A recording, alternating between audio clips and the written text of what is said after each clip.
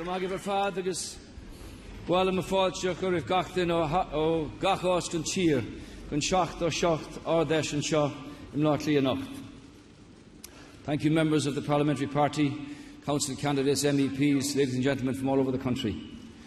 I'd like to say a few words to you this evening about where we are now as a country and to outline the next steps that we will take to move Ireland towards a brighter future. 3 years ago, this country was in crisis. The public finances were out of control, jobs were hemorrhaging from the economy, Ireland's international reputation was in shreds. In the face of that crisis, the Irish people gave Fine Gael and the Labour Party a strong mandate to fix our public finances and get Ireland working again. Since that time, we have worked day and night, implementing a clear plan to fulfil that mandate. We haven't got it right on every issue, but we have crucially made some real progress. Last December, Ireland became the first Euro country to exit a bailout programme. We took our place again.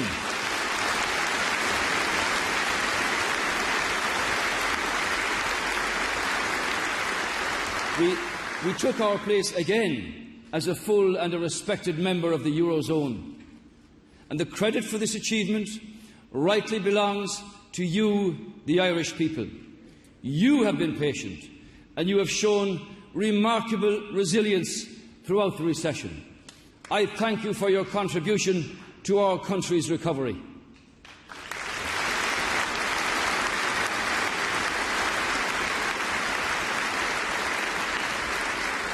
Exiting the bailout doesn't mean that our problems are over, but it was an important step in the right direction.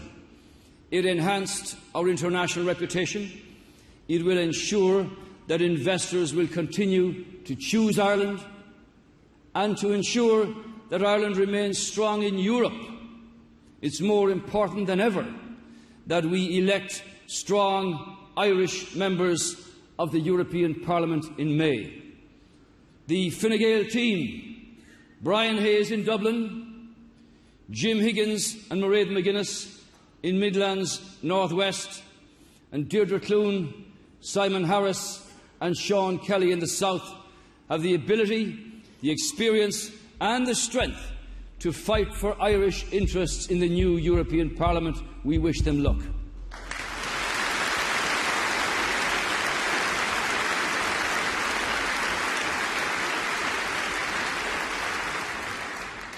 But the end of the bailout is not an end in itself. We have to use it to create a sustainable economic recovery, and that means more jobs and better living standards. Yes, Ireland is moving in the right direction, but I acknowledge that many people do not yet feel any improvement in their daily lives. I know that many of the measures that we've had to take have been painful for many families and for many individuals. And for many people watching this evening, life is a struggle to make ends meet. You have made huge sacrifices over the last 3 years, but I want you to know that those sacrifices will not be wasted. So where do we go from here? What are the next steps? Well, we had a clear plan to stabilise the economy and to exit the bailout. Now we have a clear plan to rebuild our economy after the bailout and to keep up that momentum. It's a clear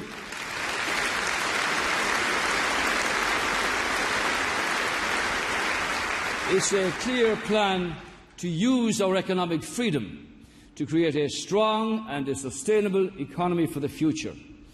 This is a plan, ladies and gentlemen, based on enterprise, not on speculation.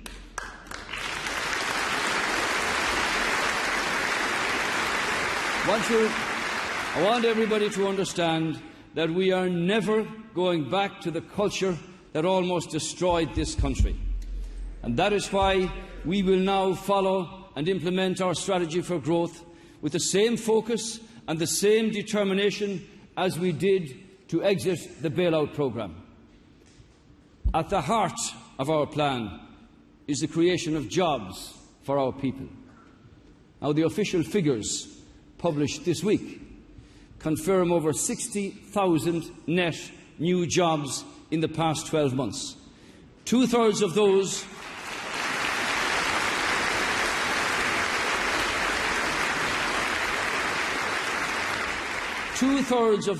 were in new companies less than 5 years old.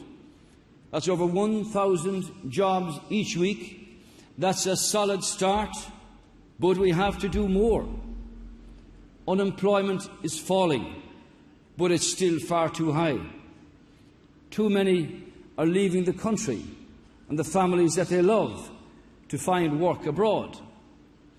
I want our young people to have the opportunity to live and to work in their own country.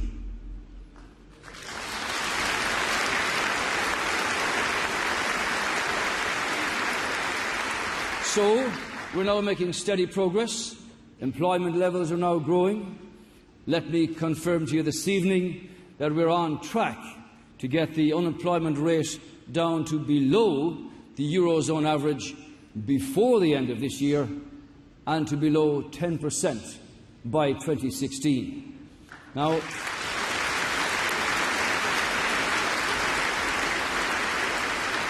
that's the reason why the government designated 2014 as a year of relentless focus on job creation. That's why the main target of our economic plan is to add 100,000 full-time jobs to the economy in the lifetime of this government, and by 2020 to replace all 330,000 jobs that were lost during the economic crisis. That's our target and that's our objective.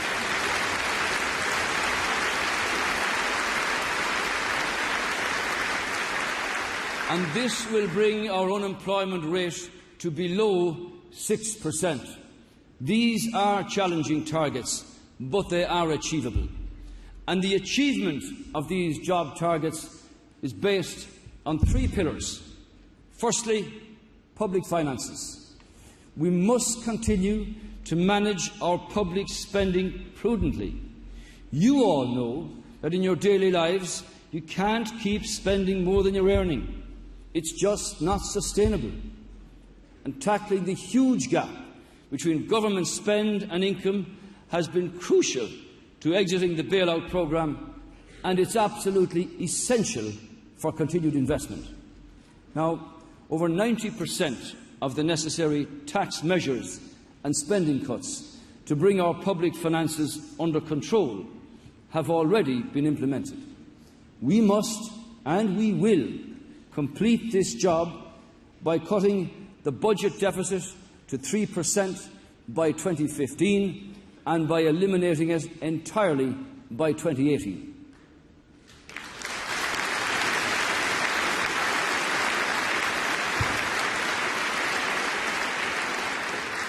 I know that these measures have imposed burdens on the finances of families all over the country. That's why we will continue to deliver on our promise not to increase income tax, and that when the public finances allow, our priority will be to reduce the tax burden on families with average incomes, too many of whom are paying the high rate of tax.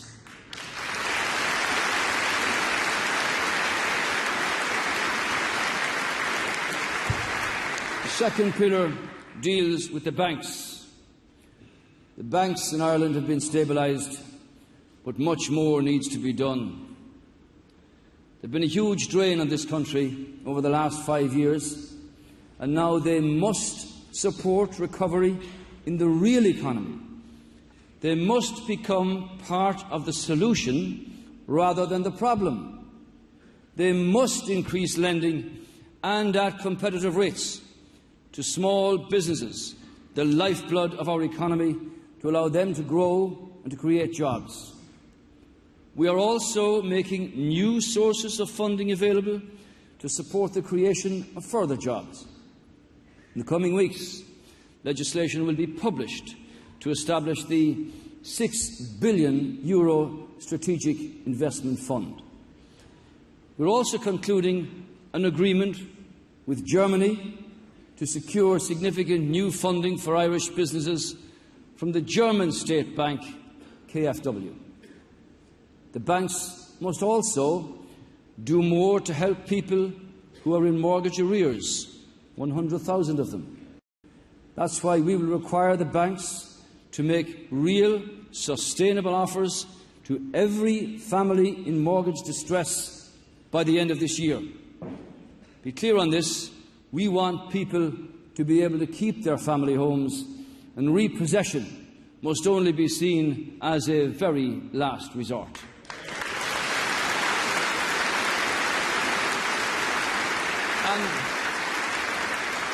And our third pillar is to rebuild the domestic economy. Since 2011, economic recovery has been largely driven by investment from multinational firms and by exports. And central to that recovery is the 12.5% corporation tax rate, which will remain in place. Now we will focus more intensively on the domestic economy, particularly indeed in the sectors where most jobs can be created. And our action plan for jobs, published this week, creates that focus. And at its core is support for Irish entrepreneurs and smaller Irish companies to improve and to expand their businesses and to increase their exports and give vent to their ambitions. We must ensure that job creation reaches every part of the country. And under our plan, local authorities have a really critical role to play in supporting job creation at local level, particularly in areas like the retail sector, where commercial rates can be a huge burden.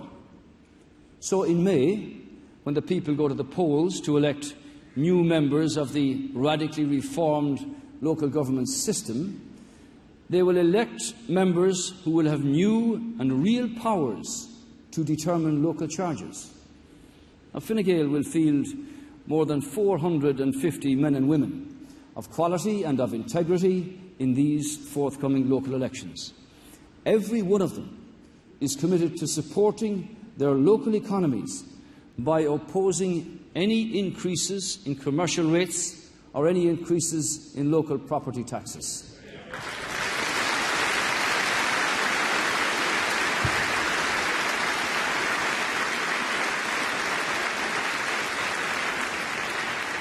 Now, over the coming months as well, 31 new local enterprise offices will be established throughout the country to provide advice and support and assistance to people starting businesses at local level.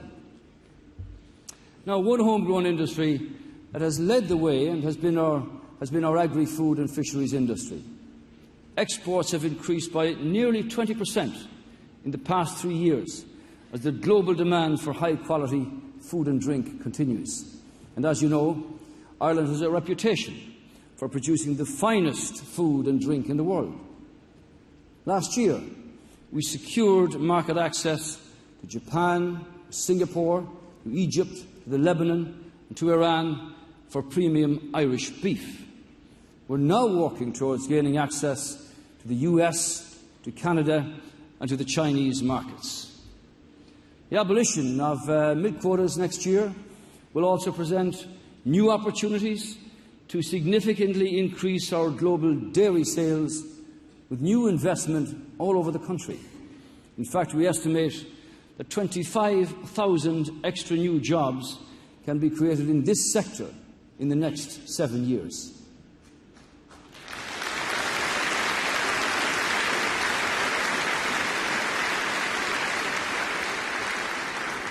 During the property boom, the construction sector grew too large and the country became dangerously dependent upon it. This sector is now too small for the needs of a growing economy.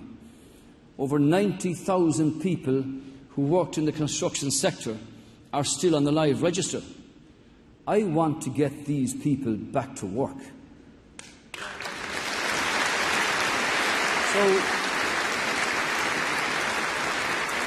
So supporting the development of a new construction industry based on the highest international standards in quality is absolutely essential. You see, a sustainable construction sector supports economic recovery, provides high-quality office space for companies, or builds vital infrastructure like telecommunications, water and energy networks.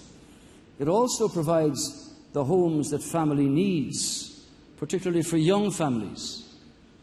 But the industry has to maintain the highest standards in quality if it is to regain the trust of the people. It simply must step up to the mark, because, believe me, we will not tolerate any more priory halls or pyrite housing estates.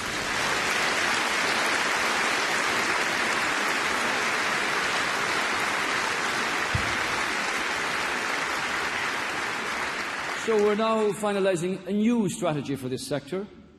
In the last budget, we introduced a home renovation incentive which offers tax relief for people who renovate or who improve the energy efficiency of their homes between now and the end of next year. And further initiatives in here will include incentives to develop vacant sites, better planning for future housing needs in urban areas, and new building control regulations. And yes, self-build can continue. We also plan to expand the tourism sector. Last year, the gathering was a huge success.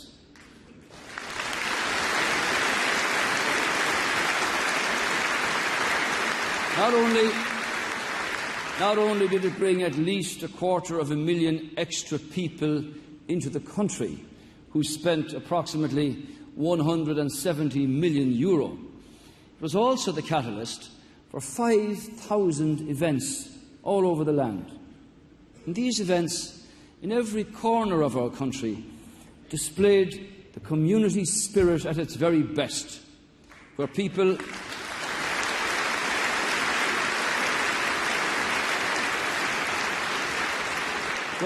worked together to create projects and events to bring our diaspora home.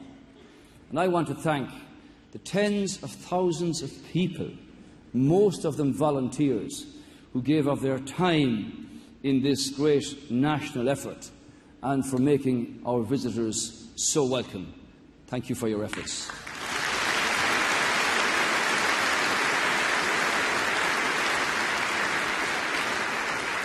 I know from experience the importance of this, and I want to ensure that we build on that success.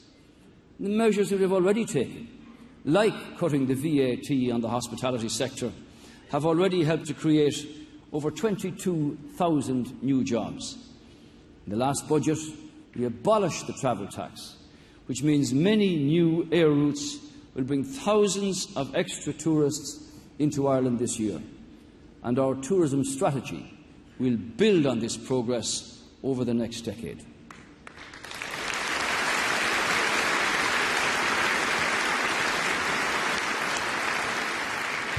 I'd say as more jobs are created, we have to ensure that these are jobs that can be taken up by the unemployed people.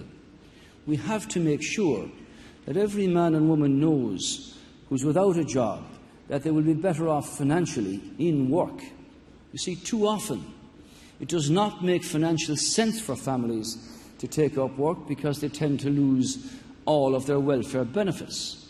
For instance, one such welfare trap is the rent supplement payment, which people lose if they are no longer unemployed. So this year, we will implement the biggest reform in housing supports in a generation. And by replacing the rent supplement with a new housing assistance payment, we will ensure that 34,000 families will be better off and be seen to be better off in work.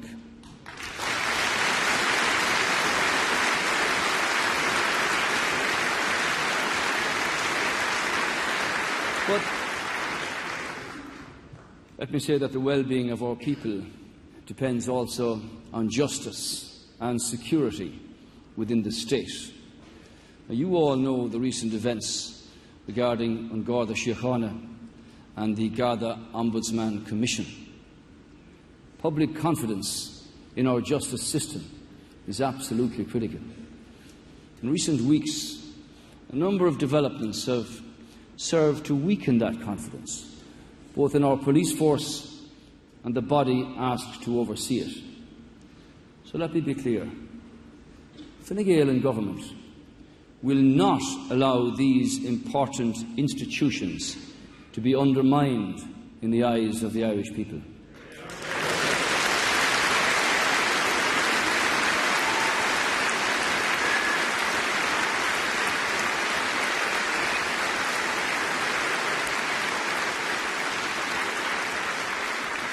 Our only interest is the public interest and the truth. And that means having a Garda force that commands the respect of the Irish people.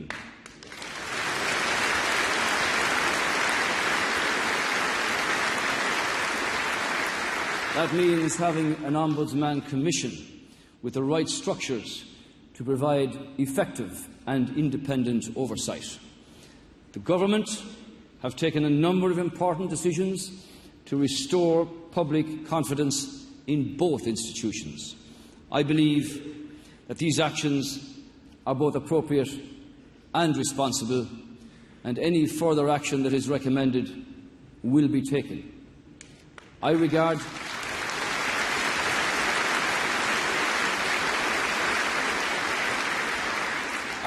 the safety and the security of our people as being paramount, and anyone who has tried to play politics with these issues in the last number of weeks should hang their heads in shame.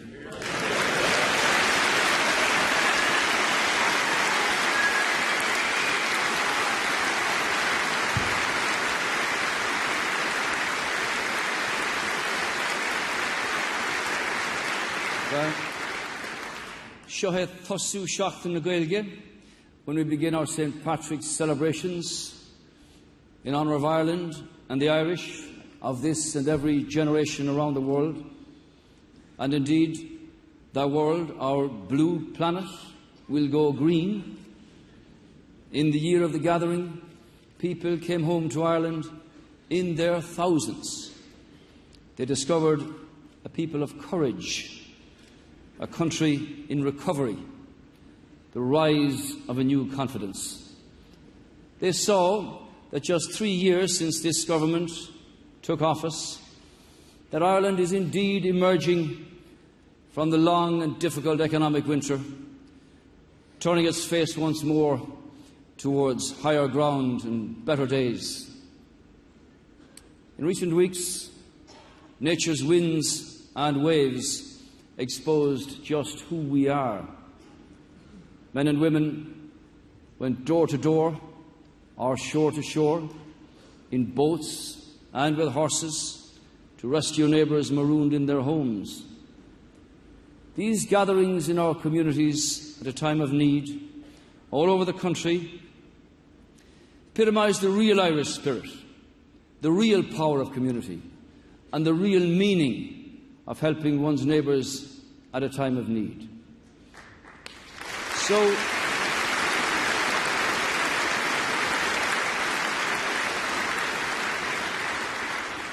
let us continue to believe in ourselves and to have hope in our future. You know something? You have every reason to do so. Because at long last, the tide has turned. At long last, the economy is recovering. And we are working day and night to make sure that soon, indeed very soon, you will start to see the real results of this growing success, above all in jobs and in work to go to. This is Ireland's time, a time for leadership, a time for confidence, a time for courage, a time for everybody to pitch in and rise to play their part in our national challenge of rebuilding our economy and providing jobs for our people. And just as we do in the arts, in literature, in sport, in culture and music, as our young continue to change the digital frontiers up ahead, and give opportunities to creative minds to make their mark. I know that when the Irish apply themselves to a task, we are unbeatable, because Einstein was right. Imagination is everything, the key to life's coming attractions. And on this ancient island, in this still young republic, we must dare to believe, dare to imagine, because for Ireland, our best days are still up ahead. I take my cue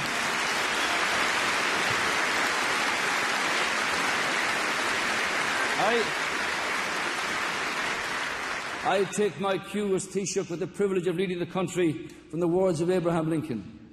I am not bound to win, but I am bound to be true. I'm not bound to succeed, but I am bound to live up to the life I have. That's my commitment to the Irish people on behalf of our government. Garamila Mahagriv, Torfield Bruce,